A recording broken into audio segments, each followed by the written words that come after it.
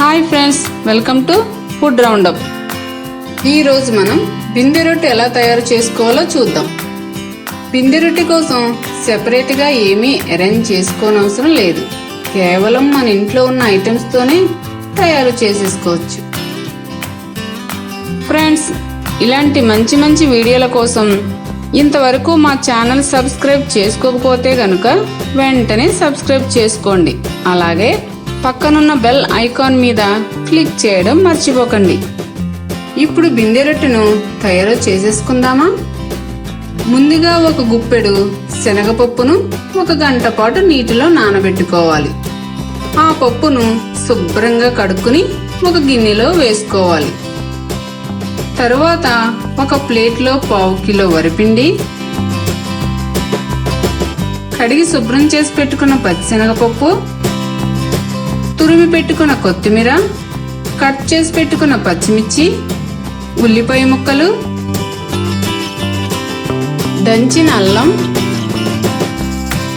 1 spoon garam masala, 1 spoon జీలకర్ర, 1 spoon వామ్, పుదీనా, కరివేపాకు, 1 స్పూన్ ఉప్పు, 1 స్పూన్ కాచిన ఆయిల్ వేసుకుని కలుపుకోవాలి.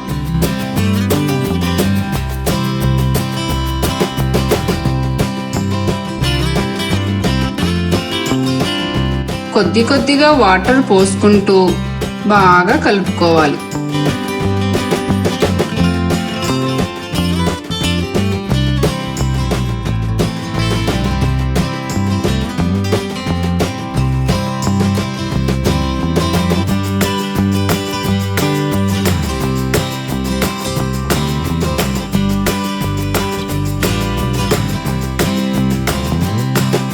కలిపిన మిశ్రమం అంతా మరీ పల్చుగా మరీ గట్టిగా కాకుండా ఇలా ఉండలాగైతే అట్టు వేసుకోవడానికి పిండి సిద్ధమైపోయినట్టు.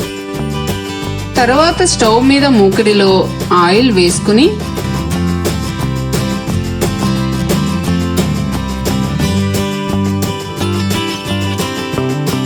ఆ పిండిని అట్టులాగా వేసుకోవాలి.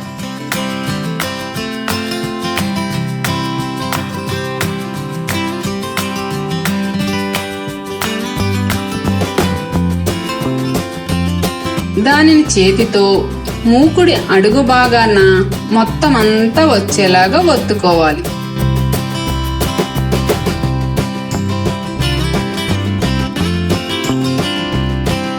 కొద్దిగా నూనె పోసుకుని అట్టును కాల్చుకోవాలి.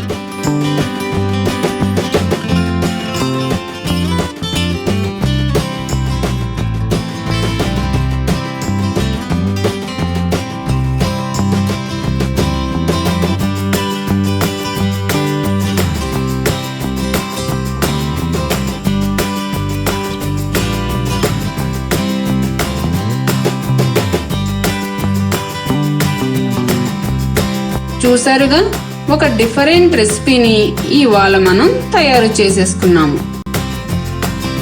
ఈ బిందె రొట్టెను పాతకాలంలో మన పెద్దవారు వేసుకుని తినేవారు.